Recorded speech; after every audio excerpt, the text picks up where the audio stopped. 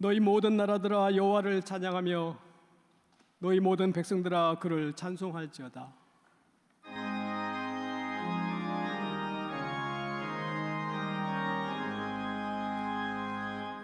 만복의 근원 하나님, 온 백성 찬송 드리고 저 천사여 찬송하세. 찬송 성부 성자 성령.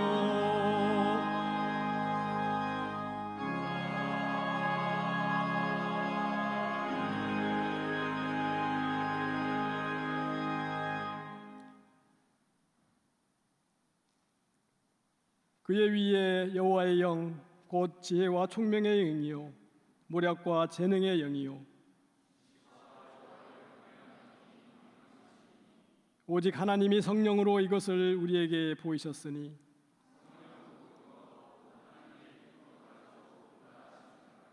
내가 아버지께 구하겠으니 그가 또 다른 보혜사를 너희에게 주사 보혜사 곧 아버지께서 내 이름으로 보내실 성령, 그가 너희에게 모든 것을 가르치고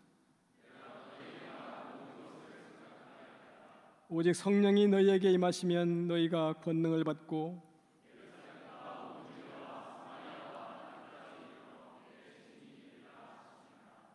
아멘. 다 함께 주의 고백하십니다. 언제나 인도하시고 보호하시는 하나님, 하나님께서는 저희에게 보혜사 성령을 보내주셨지만 우리는 성령님과 동행하기보다 내 지식과 경험을 따라 살았습니다. 땅끝까지 증인된 삶은커녕 내 믿음마저 지탱하지 못했습니다. 성령님께서 화해와 사랑의 영으로 역사해 주셨건만 우리는 용서하지 못했고 사랑으로 감싸안지 못했습니다. 이러한 저희의 죄악과 허물을 고백합니다.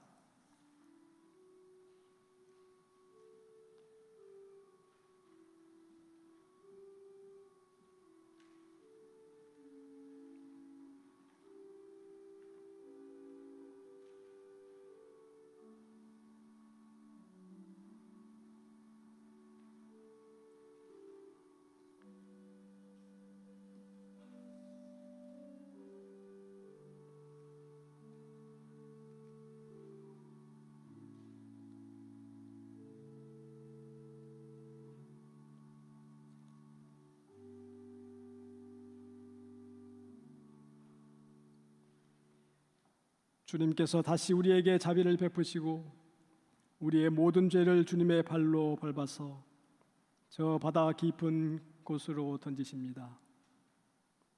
이 말씀에 의지하여 성부와 성자와 성령의 이름으로 우리의 모든 죄가 사하여졌음을 선언합니다. 아멘.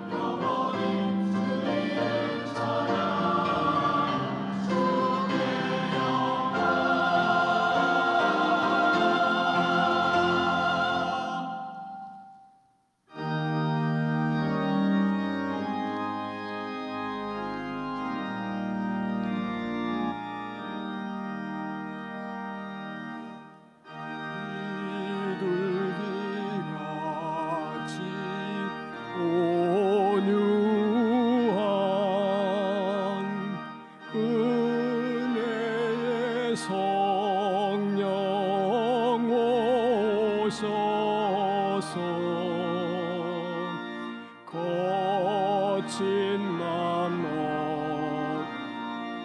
만지사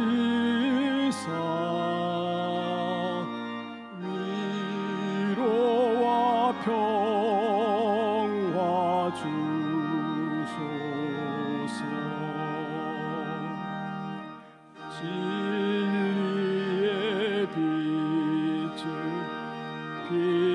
비추사 주의 길 바로 걸으며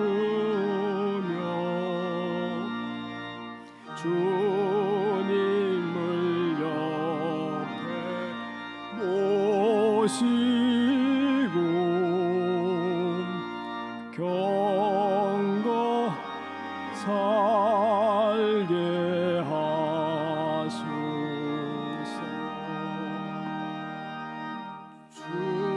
주님과 동행하면서 거룩한 길로 행하며 진리의 말 붙잡고 길 잃지 않게 하소서.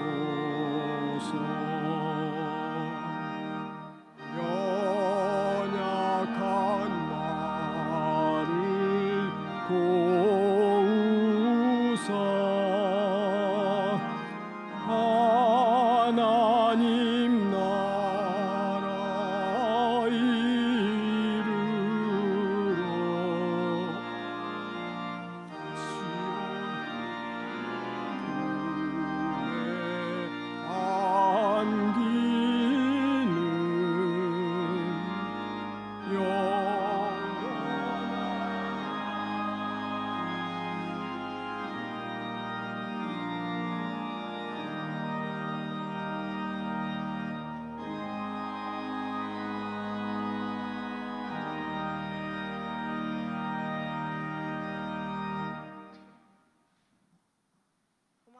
안기는 고마우신 하나님, 하나님이 우리의 주 되심에 기뻐 감사합니다. 작은 우리를 크신 하나님의 자녀로 불러주시고 매 순간 가장 안전한 주님의 날개 그늘 아래 우리를 보호하여 주시고 품어주심에 감사를 올려드립니다. 하나님, 어제나 오늘이나 영원히 흐르는 변함없으신 주님의 깊으신 사랑 앞에 우리가 오늘도 용기 내어 우리의 어둠 직면하며 모든 모습 내려놓습니다. 하루하루 살면서 하나님의 마음을 간구하기보다 우리의 마음을 우선하여 살폈던 모든 모습들과 삶 속에서 알게 모르게 가졌던 무정한 마음들, 하나님 앞임을 잊고 거리낌 없이 생각하며 우쭐대었던 순간들, 주님 모두 용서하여 주시옵소서. 우리의 빛이시며 소망 되신 하나님, 넘어져도 다시 일어설 수 있고 언제나 새로운 내일이 시작되는 주님의 품 안에 다시 일어나 주님께 모든 기쁨과 감사의 고백을 올려드리기 원합니다. 우리를 위하여 십자가 앞에 자신을 낮추시며 모든 것 주신 주님의 사랑 앞에 오늘도 우리가 주님을 위하여 주님을 사랑하는 마음으로 낮아지는 예배자들 되게 도와주시옵소서. 주님, 연약한 우리를 위하여 성령 하나님 보내주심에 감사를 드립니다. 이 시간 우리를 도우시고 위로하시며 진리 가운데로 인도하시는 성령 하나님을 깊이 의지합니다.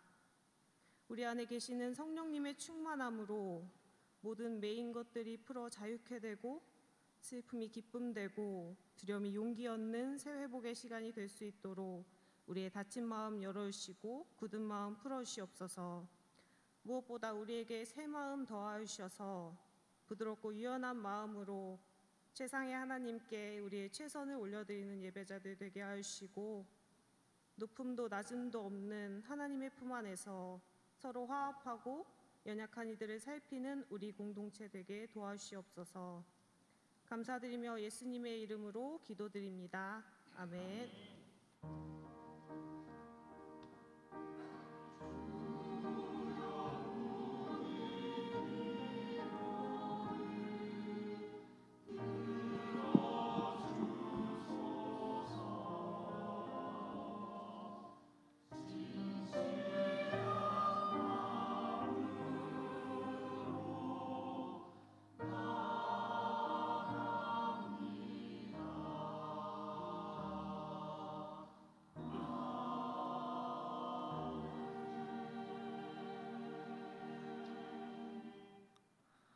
성령께서 교회에게 주시는 말씀을 들으십시오. 열왕기상 19장 1절에서 5절까지의 말씀입니다. 아합은 엘리야가 한 모든 일과 그가 칼로 모든 예언자들을 죽인 일을 낱낱이 이세벨에게 알려주었다. 그러자 이세벨은 엘리야에게 심부름꾼을 보내어 말하였다.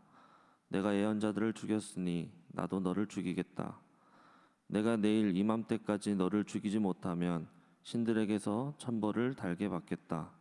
아니 그보다 더한 재앙이라도 그대로 받겠다.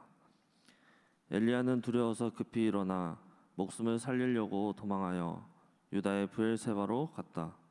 그곳에 자기 시종을 남겨두고 자신은 홀로 광야로 들어가서 하룻길을 더 걸어 어떤 로뎀나무 아래로 가서 거기에 앉아서 죽기를 간청하며 기도하였다. 주님, 이제는 더 바랄 것이 없습니다. 나의 목숨을 거두어 주십시오. 나는 내 조상보다 조금도 나을 것이 없습니다. 그런 다음에 그는 로뎀나무 아래에 누워서 잠이 들었는데 그때에 한 천사가 일어나 먹으라고 하면서 그를 깨웠다. 주님이 주시는 말씀입니다.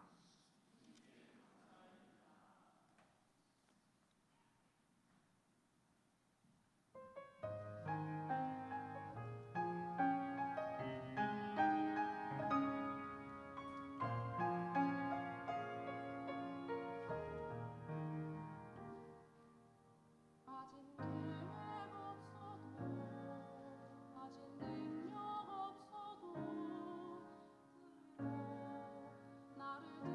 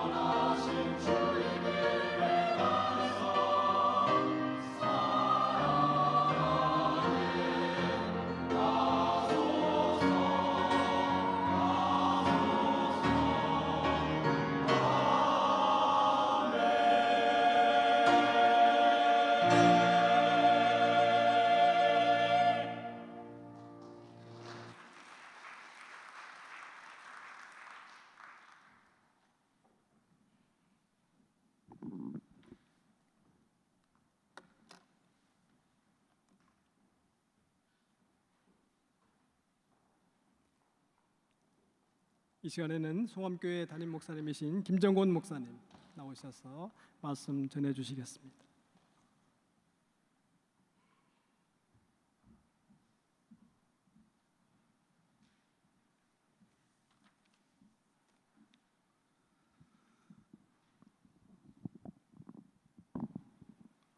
여러분 뵙게 돼서 반갑습니다. 지난 4월에 기숙사 새벽 기도회 할 때 만나 뵀었는데 한 달 만에 다시 또 채플에서 여러분을 뵙게 됩니다. 그때 올 때 제가 사비를 들여서 간식을 사왔습니다. 목회 제 모토가 받아먹는 목사, 얻어먹는 목사 되지 말고 또 함께 나누고 섬기는 목회를 하자 하는 마음으로 우리 기숙사생들에게 작지만 간식을 준비해 왔었습니다. 사실은 밥을 맛있게 준비해서 오려고 그랬는데 밥이 이미 제공된다고 그래서 기회를 놓쳤고요.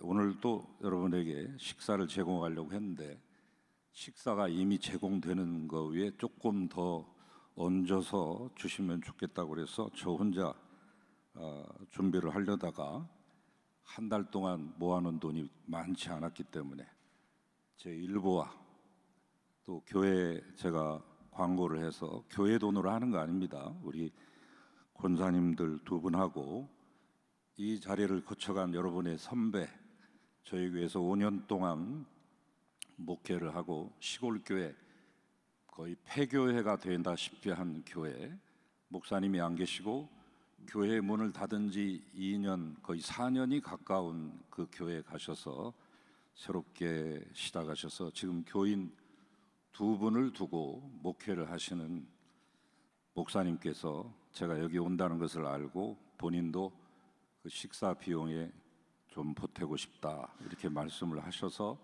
여러분에게 식사를 제공하게 되었습니다. 대단한 건 아니지만 여러분이 식사 한 끼를 하는데 그런 따뜻한 마음, 여러분을 생각하고 기도하는 분들의 손길을 통해서 제공받으신다 생각하시고 특별히 이 현장에서 캠퍼스에서 공부하셨던 여러분의 선배가 여러분을 아끼는 마음으로 대접하는 손길이니까 맛있게 드시길 바랍니다. 오늘 제목이 좀 이상하죠? 우울, 괜찮아. 이상할 것도 없습니다. 오늘 설교의 내용이고 핵심이고 제목 그대로입니다. 제가 우울이라고 하는 단어를 알기까지는 꽤 많은 시간이 흘렀습니다. 물론 우리가 한국적인 정서 속에서 수많은 이런 유행가들, 요새는 이제 성인 가요라고 부르대요. 유행가들을 통해서 이미 정서가 아니 DNA 자체가 한의 정서가 서려 있기 때문에 누가 특별히 가르쳐 주지 않아도 슬픔이나 외로움이나 고독에 관한 거 이런 것들은 이미 우리가 선천적으로 다 습득하고 인지한 바입니다. 그래서 우리는 이 고독이라고 하는 것이 그리 낯설지 않죠. 저도 그랬습니다. 제가 제일 먼저 고독을 느꼈던 노래는 낙엽 따라 가버린 사랑이었습니다. 엘비스 프레슬리의 노래를 개사를 한 번안곡인데 차중락 씨가 그 노래를 불렀어요. 저는 그 노래가 엘비스 버전 못지않게 더욱더 새로운 영역을 열었다 이렇게 생각하는데 그 뒤로 이제 무디 브루스의 노래랄지 또는 조르드 무스타키의 노래 또는 닐 다이아몬드의 솔리터리 맨, 요 근래 웨스트라이프의 솔리다드라고 하는 고독을 주제로 한 노래를 들었습니다. 이게 즐긴 거죠. 감상을 한 거죠. 그러다가 우울이라고 하는 단어를 처음으로 접한 것은 역시 무디 블루스의 I'm a melancholy man이라고 하는 노래를 통해서 듣게 되었습니다. 이분들이 부른 노래는 너무나 잘생긴 분들이 아름다운 목소리를 가지고 멋진 선율에 맞춰서 불렀기 때문에 그 고독이 얼마나 처절한지 그 우울이 얼마나 정말로 지독한 우울인지를 실감하지 못했습니다. 그러나 현실에서 만나본 그 고독과 우울은, 특별히 목회 현장에서 대하게 된 그 고독과 우울은 썼습니다. 써도 너무 썼습니다. 쓰다 못해 쉬렸습니다. 저는 그게 목회하면서 늘 죄스러웠습니다. 부름받아 나선 이 몸이면 아골골짝 빈들까지도 간다고 다짐했던 사람이면 그런 감정을 느끼지 말아야 되는 게 아닌가. 죄스러운 마음은 금할 수 없었습니다. 늘 죄스러웠는데 저는 저만 그런 줄 알았어요. 신뢰할 만한 통계를 보니까 그런 것은 아니었습니다. 목회자의 70%가 우울증 환자예요. 또 목회자의 사모는 88%가 우울증에 시달리고 있으며, 사모만 있는 게 아니라 사부도 있어요. 자기 부인이 전도사나 목사인 그런 분들을 사부라고 일컫는데, 제가 판단으로는 사부는 아마 95% 이상이 우울증 환자일 겁니다.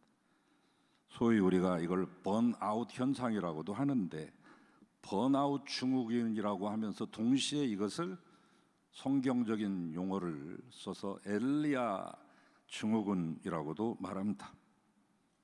대다수의 목회자들이, 사역자들이, 저뿐만 아니라 모두가 공통적으로 죄의식을 느끼며 살아갑니다. 마치 믿음이 없는 사람처럼 느껴지곤 하니까요. 근데 결론부터 말씀드리면 그럴 필요 없다. 우울해도 괜찮아. 이것이 오늘 설교의 내용이며, 오히려 우울함이 도움이 된다고 하는 것이 핵심이 되겠습니다. 범죄도시 4편 나왔는데 보셨나요? 저는 1, 2, 3, 4편 다 봤습니다. 다 합치면 이게 4천만을 넘어요. 1편만 한 688만이고 나머지는 1200만, 1000만, 1070만, 또 이번도 지금 올해 1070만을 오늘 돌파합니다만 도합 4100만 명의 관객을 동원한 것이죠.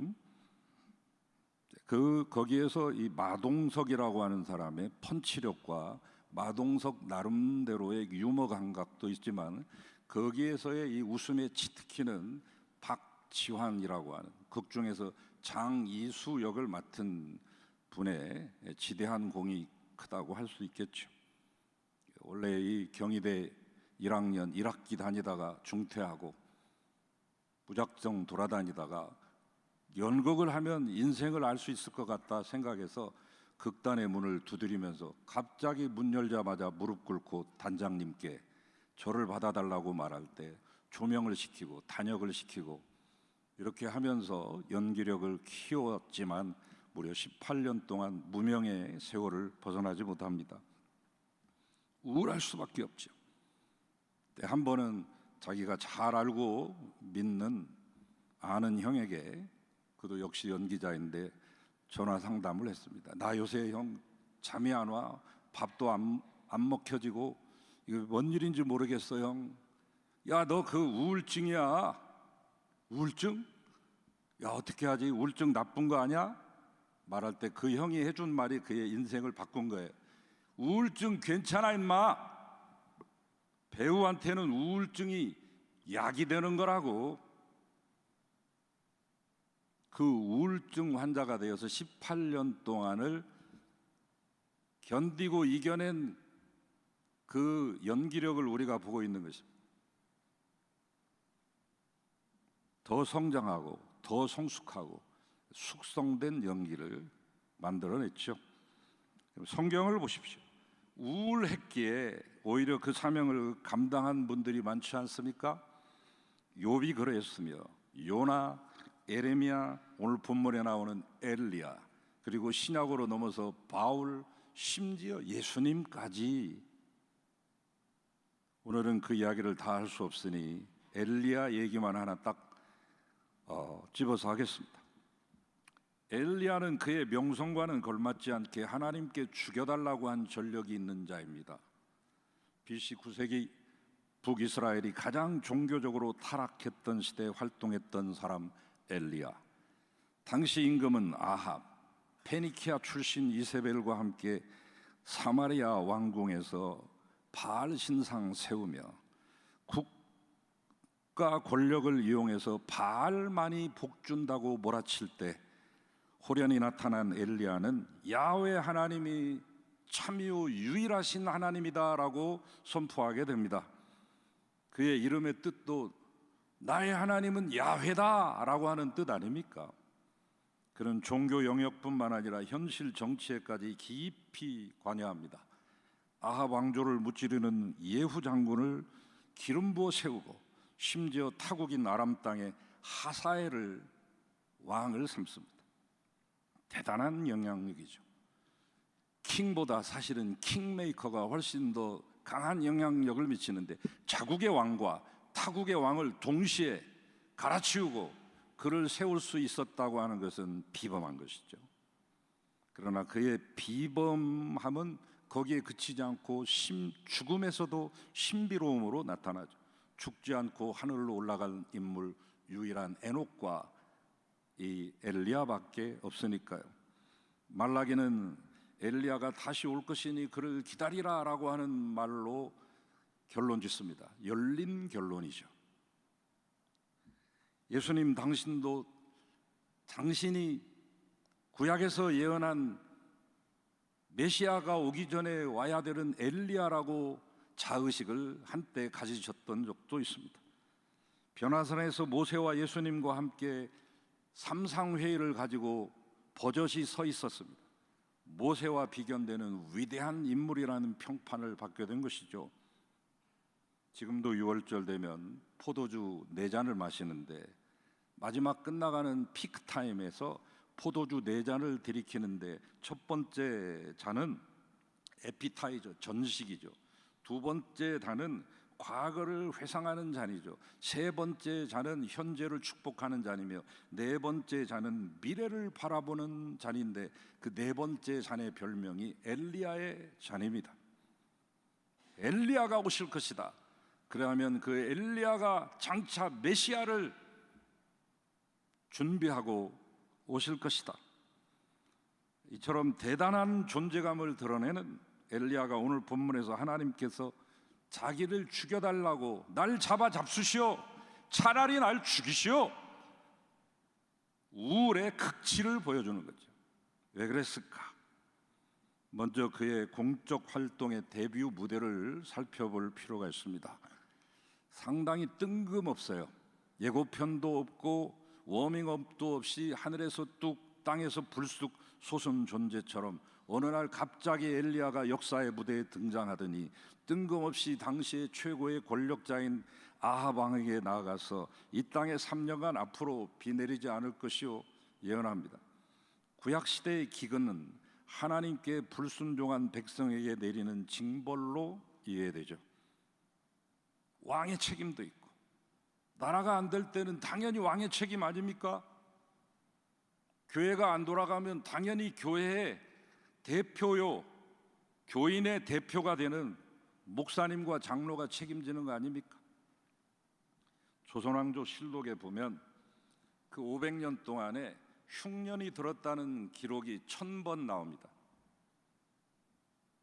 특별히 태종 이방원 때 18년 통치했는데 1년만 기근 안 들고 17년 내리 연속 기근이 들었으니 태종의 그 마음이 얼마나 타들어갔겠습니까?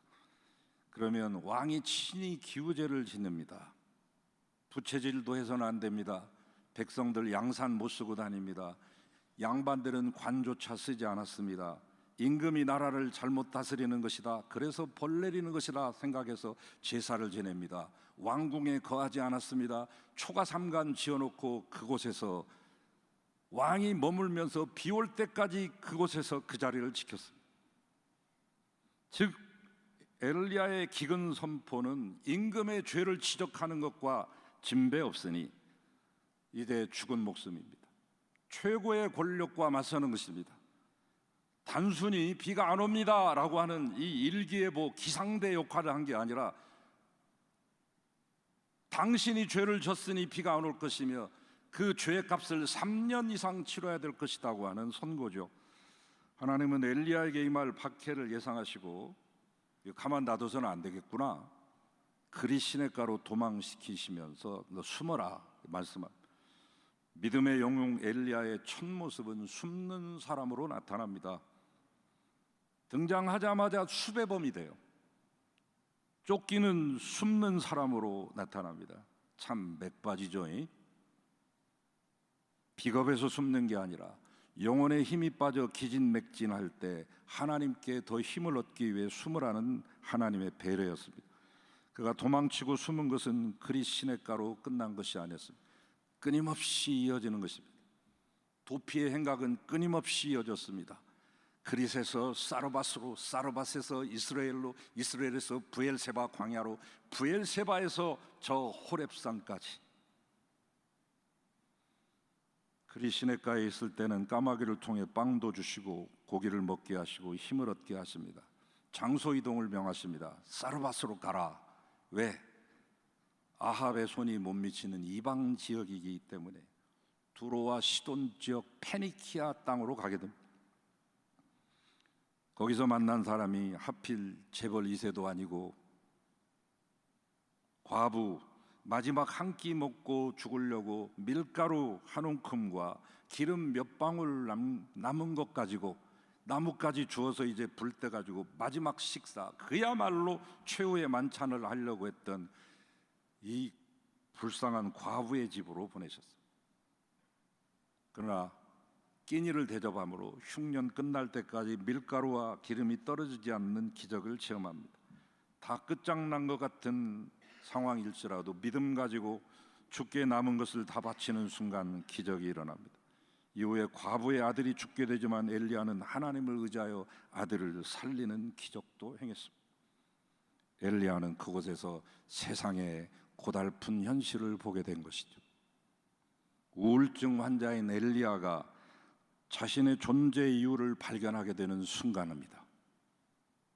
권력자를 피해 도망치는 신세였으나 가난한 사람에게 사랑과 도움과 지지를 받습니다.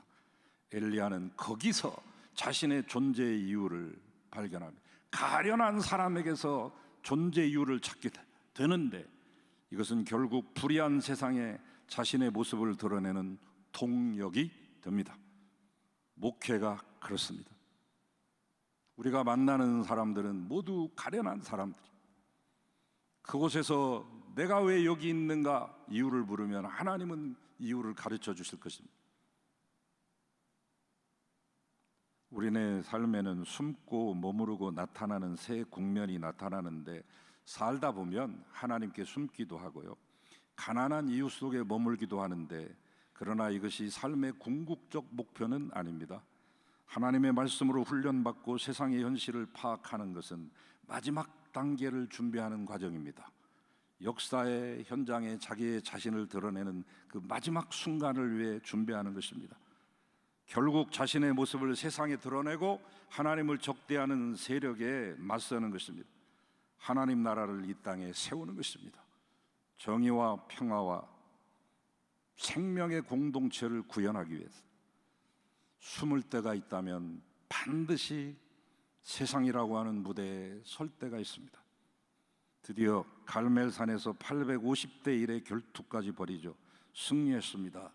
제단 주위에 30리터가 넘는 물을 또랑에다가 부었는데도 불로써 응답하신 하나님을 체험합니다. 이방신을 섬긴 제사장 850명을 모두 목을 쳐서 기송강 하류에서 죽였습니다. 아합을 피해서 도망쳤던 엘리야, 남편을 여인의 집에서 빵이나 얻어먹던 엘리야와는 전혀 다른 모습으로 등장하죠. 신앙의 영웅으로 무대에 등장했습니다. 하지만 거기까지는 3년이라는 세월이 필요했습니다. 그동안 주목받지 못했던 많은 순간을 참고 또 참아내며 훈련받고 준비한 것입니다. 그런데 이게 웬일입니까? 권력자와 종교가들에 맞서 의롭게 싸운 그에게 또 하나의 문제가 발생하죠. 아합보다 더 센 이세벨의 박해가 시작된 것입니다. 고종보다 민비가 더 아급발이 셌듯이 아합보다는 이세벨이 더 세잖아요. 오늘 본문에 보면 물어보잖아요. 여보, 이걸 어떻게 하면 좋겠어요? 세상을 정복하는 것은 남자이지만 결국 그 남자를 조정하는 것은 여자라는 말도 있듯이 더 센 이세벨의 박해가 시작되었으니 생명부지하기 어렵죠. 또 한 번의 도망이 시작됩니다. 황급히 브엘세바로 도망친 엘리야, 로뎀나무 아래 앉아 오늘 본문의 말씀처럼 하나님 죽여주십시오. 화려한 승리에 또다시 박해를 받게 되자 공허함과 허무함을 느꼈습니다. 아마 외상 후 스트레스 장애도 있었을 것입니다. 850명의 목을 칠 때 그 현장에서 직접 있었잖아요. 아마 엘리야가 직접 칼을 들고 친 선지자들도 몇 명 있을 거예요. 기송강가에서 850명의 피가 흘러 저 지중해까지 흘러나갈 때 그 핏빛을 바라보며 온전한 정신을 가질 자가 누가 있겠어요? 밤마다 자고 잘 때마다 그들의 혼령이 나타나서 엘리야를 괴롭혔을 수도 있습니다. 이때 엘리야는 생각했습니다. 또 실패인가? 마침내 삶의 의미를 완전히 잃어 무력감과 무가치함에서 오는 자살 충동을 느낍니다. 차마 자살할 수는 없으니 하나님 대신 나를 죽여주시오. 나무로 도망치다가 쓰러지고 또 쓰러질 때 하나님이 일어나라, 먹어라, 갈 길이 아직 멀지 않니? 2번이나 말씀했습니다. 일어나 보니 구워낸 빵, 물 한 병이 머리맡에 놓여 있습니다. 지쳐 피곤했던 엘리야, 죽고 싶다고 강짜를 놓았던 엘리야에게 하나님은 왜 그러냐고 물어보지도 아니하시고 다그치지도 아니하시고 그저 일어나 먹으라고만 하십니다. 일어나 먹으라. 40일 밤낮으로 걸어서 호렙산 동굴에 도착했던 엘리야, 그때 들려온 음성, 엘리야야, 네가 어찌하여 여기 있느냐? 다시 한번 사명을 일깨워주죠. 이때 엘리야가 했던 말, 다 끝났어요. 저만 남았다니까요. 이때 하나님이 하신 말씀, 아니다. 바알에게 무릎 꿇지 않는 선지자 7,000명이 있다. 바알에게 무릎 꿇지 않고 입 맞추지 않는 7,000명의 사람이 있다. 여러분만 여기 계시는 게 아니라 여러분의 동료도 있고 기장 내 수많은 동역자들도 있으며 여러분들이 목회하고 사역할 때 어느 곳에 계시든지 기관에 있든지 조직가가 되든지 활동가가 되든지 선교사가 되든지 목회자가 되든지 그 현장에는 하나님이 함께 하시고 여러분을 위해 기도하고 말없이 돕는 사렙다 과부와 같은 사람도 있습니다. 사실 엘리야 곁에는 까마귀도 있었고요, 사르밧 과부도 있었고 국내 대신 오바댜도 있었지만 단지 잊고 있었을 뿐. 인생은 숨고 머물고 나서는 이 삶의 반복이 계속됩니다. 목회에서도 계속될 것입니다. 여러분 계속해서 고진감래해서 인생 승리하는 게 아니라 첩첩산중이요, 설상가상이 될 것입니다. 승리하다가도 패배하고 열정 갖다가도 번아웃되고 다시 숨습니다. 이 세 작용은 서로 맞물려서 북돋아주고 채워줘야만 하는 거죠. 숨어 있기만 해서도 안 되고 관계 속에 머물러 안주해서도 안 되고 하나님 나라를 위해 준비되지 않은 채 나서서는 안 됩니다. 이 현상이 계속 반복되더라도 지치지 마십시오. 지겹다고 하지 마십시오. 그것을 통해 지금껏 하나님의 나라가 확장되어 온 것입니다. 앞으로도 그렇게 될 것입니다. 제가 떠나올 때 저희 부교육자들이 저한테 아침 경건회 끝나고 하신 말씀들이 있습니다. 목사님, 거기 가면 라떼는 하면 안 돼요. 그래서 라떼는 해야 되겠는데, 그러나 그 라떼는 여러분을 책망하는 라떼는이 아닙니다. 제가 이곳에 와서 공부를 할 때 80년 3학년이 되었습니다. 서울의 봄이 왔습니다. 지금까지 학도후국단으로 운영되던 게 그때 서울의 봄이 오면서 학생회장이 되었습니다. 실로 오랜만에 학생회가 부활된 거죠. 다시 부활된 학생회 학생회장이 되었습니다. 학생회장이라는 이름 때문에, 직함 때문에 많은 집회와 데모를 앞장서서 기획하고 지휘해야 됐습니다. 4월 달까지만 해도 이 안에 머물렀습니다. 계엄 철폐, 신군부 물러가라. 5월 되면서 모였습니다. 학생회장단들이 중대에서도 모이고 고대에서도 모이고 나중에는 이대가 마지막 학생회 모임이 되었습니다만 이제 밖으로 나가야 된다. 80년 5월 15일 서울역에 수십만의 학생과 민주시민들이 모였습니다. 거기서 회군했습니다. 더 이상 버티다가는 계엄군에게 빌미를 준다고 하는 그 명분 아래 그 역사적인 서울역 회군이 이루어집니다. 그 다음 날 학생회는 또 모였습니다. 이대 학생회 회관에서 아마 이 공간 3분의 2 정도 모이는 곳에 다 모였습니다. 전국 학생회장단들. 그때 중간쯤 됐을 때 저 문을 박차고 유리창을 깨면서 계엄군이 쳐들어왔습니다. 압이 규환이 된 거죠. 산산이 흩어질 때, 그 당시에는 제가 몸이 날렵했던 터라 옆에 있는 2명의 동덕여대 총여학생, 그다음에 수도사대, 지금은 이제 세종대가 됐습니다. 수도사대 여자 총학생, 이 두 사람을 제가 호위를 해가지고 담장을 넘게 하고 그 2m도 넘는 담장을 한 번에 어떻게 넘었는지 거의 뭐 없던 힘이 생기더군요. 탈출했습니다. 계엄군이 쫙 깔렸습니다. 택시를 하나 잡았는데 택시가 건물에 걸렸습니다. 여성 둘하고 있기 때문에 의심하지 않고 보내줬습니다. 김수환 추기경이 있는 그 사무실, 그 집무실에서 만나기로 얘기를 하고 다 헤어졌는데 가보니까 다 오지를 못했어요. 7, 8명 모여서 거기서 흩어지면서 훗날을 기약하자 하고 흩어졌어요. 그게 마지막이었습니다.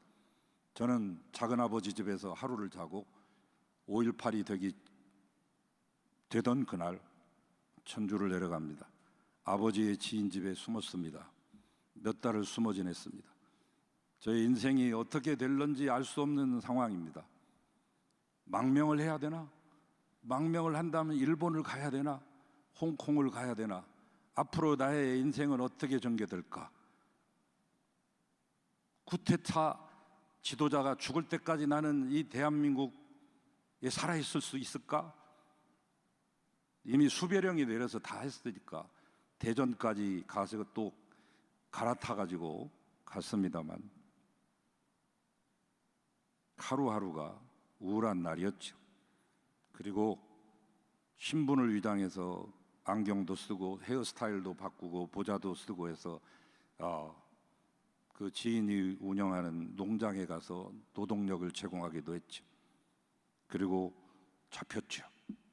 그리고 북부경찰서, 지금은 강북경찰서가 되는데 거기에서 보안대 상사한테 조사를 받고 합동수사본부, 지금의 서울경찰청, 거기에 수감이 됐습니다.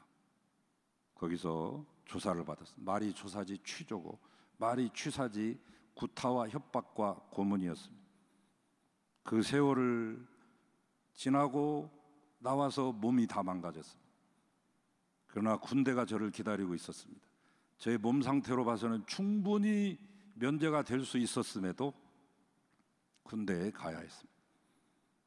20대 저의 시절은 우울의 연속이었죠. 30대 때부터 제가 30살 때부터 담임 목회 이제 하게 되는데 그때도 그것은 끝나는 것이 아니었습니다. 교통사고로 인해서 가산을 다 탕진했고 80년에 그때 당했던 구타 사건으로 고문으로 인해서 후유증이 12년 간격으로 왔습니다. 92년에 한 번 쓰러지고 2004년에 또 쓰러졌습니다.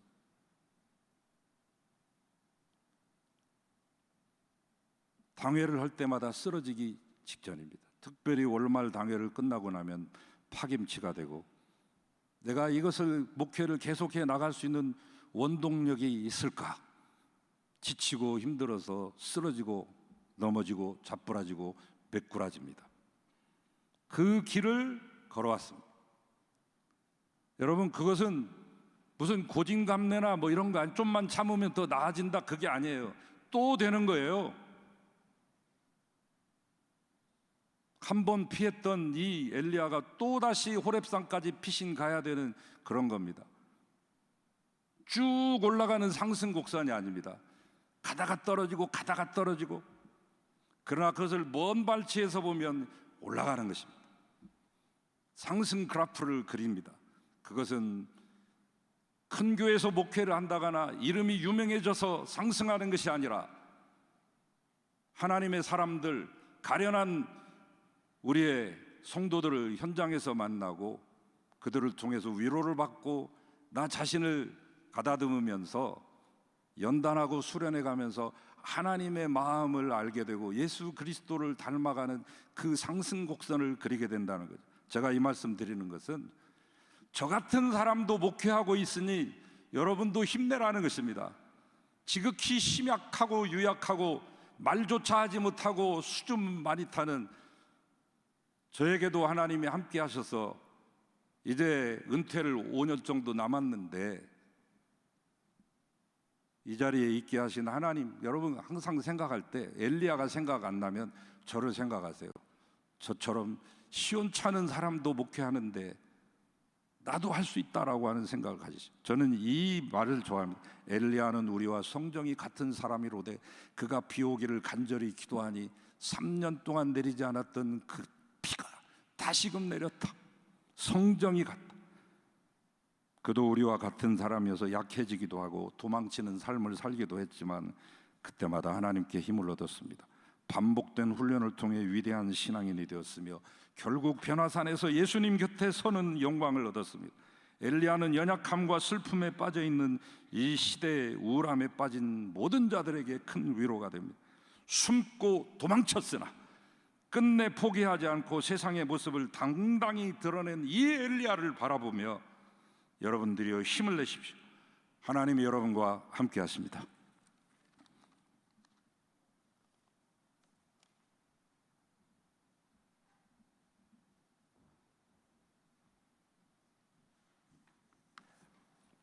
말씀 감사합니다. 이 시간에는 그 도서 기증식을 갖겠습니다. 목사님 나와주시죠. 네, 원장님 나오시고.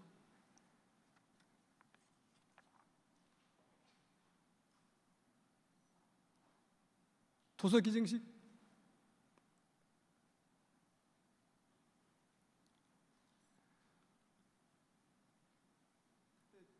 목사님, 회장님이 나오시고.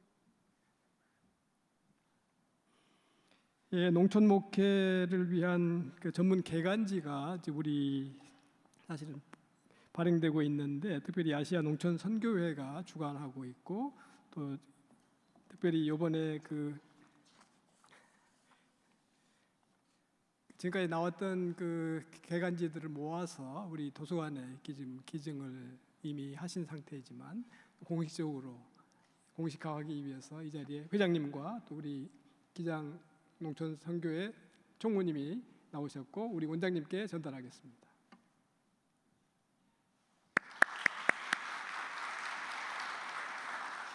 네, 앞에 한번 봐주시죠.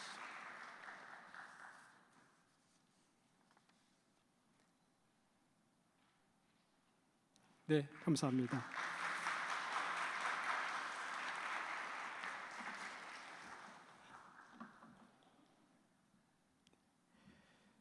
네, 오늘 말씀을 전해주신 김정권 목사님 그리고 송암교회 부목사님들 감사드립니다. 네. 그리고 또한 그 역시 책 기증식인데요. 우리 저 인도에서 오랫동안 선교사님으로 애쓰셨고 지금은 이제 제작 활동을 하고 계시는데 이오키 선교사님 두 권의 책을 여러분들께 이미 전달해 드렸고 또 받지 못하신 분들은 예배 끝나고 나가시는 길에 받아가시기 바랍니다. 초라한 선교사들, 천사로 만드는 사람들, 그리고 뜻으로 읽는 북한도 독립운동 이야기 이 두 권의 책을 기증하겠습니다.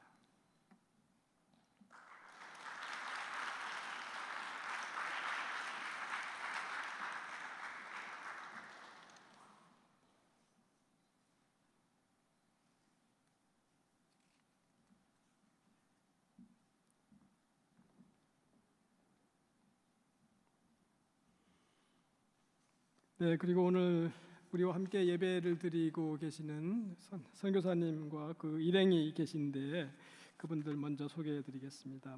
명승인 선교사님, 태국에서 지금 활동 중이신데 그 현지 학생들이신가요? 네, 현지 학생들 4분이 함께 참석해 주셨는데 자리에 서서 한번 인사 한번 해주시죠.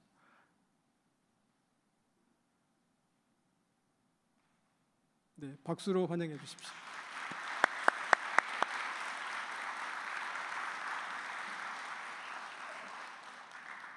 감사합니다. 알리는 말씀 몇 가지 드리겠습니다. 특별히 오늘 4시 30분에 우리 매주 예배 시간에 반주해 주시는 권정원 선생님의 파이프 올간 연주회가 있습니다.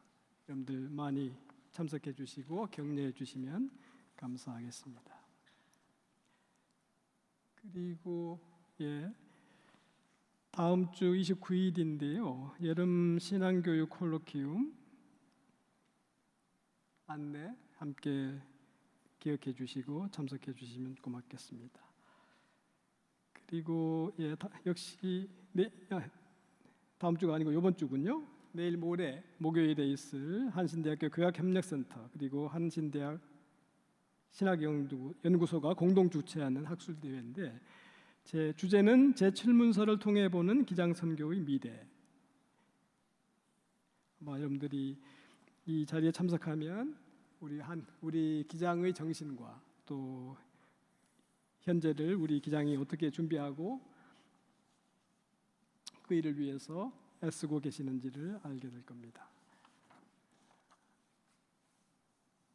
네, 특별히 오늘 말씀 전해주신 김정근 목사님께 다시 한번 감사의 말씀드립니다. 그리고 또 특별히 이미 말씀을 해주셨습니다만 점심 식사를 제공해 주시는 것에 대해서 다시 한번 감사드리고 또 그의 김정근 목사님과 함께 동역하시는 우리 부목사님들이 오셨는데 자리에 잠깐 일어나서 인사 한번 나눠주시죠. 네, 감사합니다.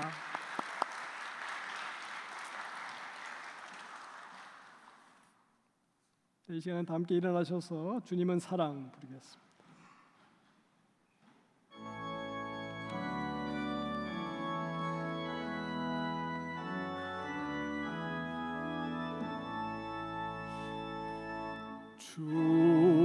주님은 사랑 한없이 용서 베푸시는 분 주님은 사랑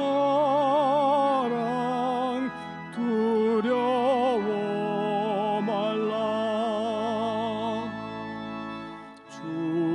주님은 사랑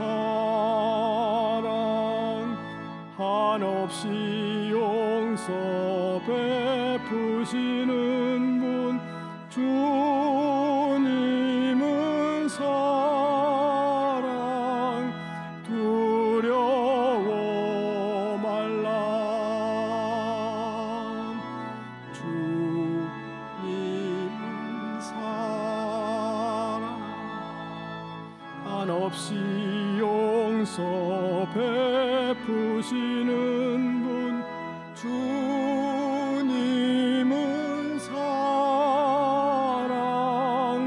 두려워 말라.